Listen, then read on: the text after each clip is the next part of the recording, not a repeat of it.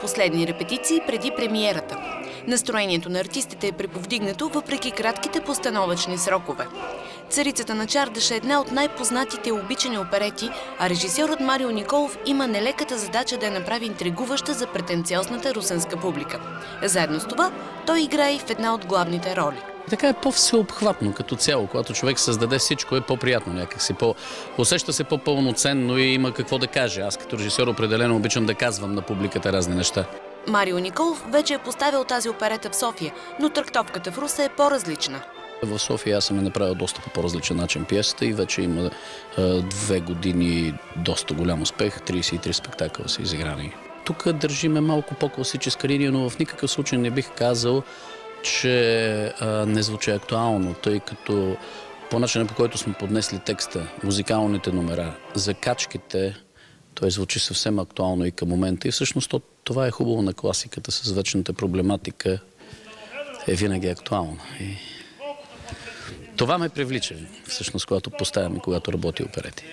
Това е 4-та постановка на тази оперета в Русенската опера. Стоян Стоянджов е имал шанса да пее в 3 от постановките. Аз съм имал късмета да участвам вече в 3 постановки на Царицата на чардаша в Русенска опера, като първата ми постановка беше, когато постъпих далечната 85-та година.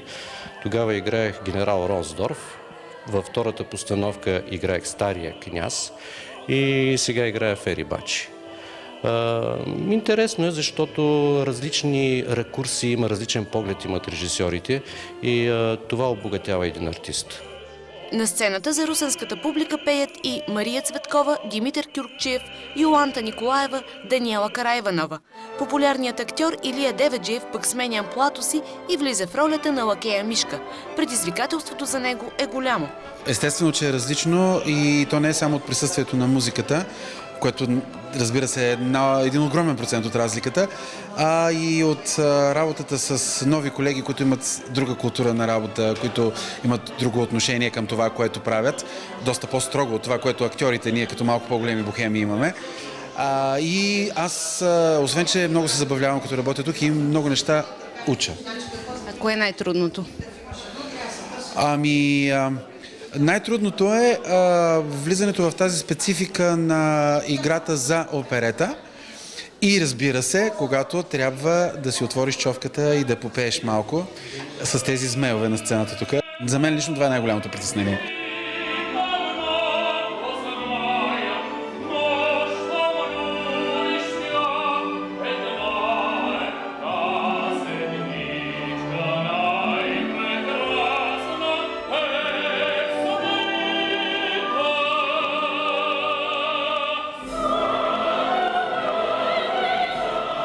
Комичният сюжет и вечната история за любов със сигурност няма да оставят равнодушни русенската публика. Не случайно билетите за първите 2 представления са продадени отдавна.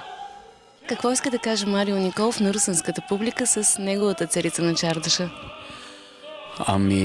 Аз искам да кажа следното, че животът не поднася всичко, което се случва в една класическа оперета. Посланието на оперетата е: слушайте сърцето в себе си, то никога няма да ви изневери. Бъдете искрени към него. И просто искам да кажа на хората от Русе: хора, това е живота. Плачем, пеем, смеем се, веселим се, тъжни сме. Но е така.